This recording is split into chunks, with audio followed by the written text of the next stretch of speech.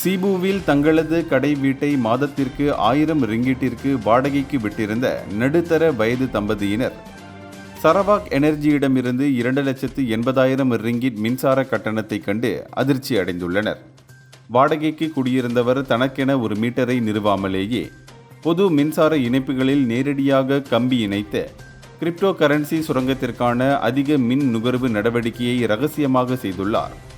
இதன் காரணமாக சரவாக் மின்சார சட்டத்தின் கீழ் நிலத்தின் உரிமையாளர்கள் இந்த கட்டண பாக்கிக்கு சட்டப்படி பொறுப்பாக்கப்பட்டுள்ளனர்.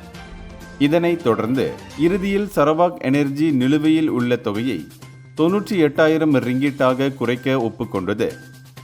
இந்த சம்பவம் நில உரிமையாளர்கள் வாடகைக்கு குடியிருப்பவர்களை சரிபார்ப்பது, குத்தகை விதிமுறைகளை விளக்குவது மற்றும் இத்தகைய மோசடியை தவிர்க்க திடீர் சோதனைகளை நடத்துவது அவசியம் என்பதை வலியுறுத்தப்படுவதுடன் சட்ட சிக்கல்களில் இருந்து தப்பிக்க நில உரிமையாளர்கள் விழிப்புடன் இருக்க வேண்டும் என்றும் தெரிவிக்கப்பட்டுள்ளது.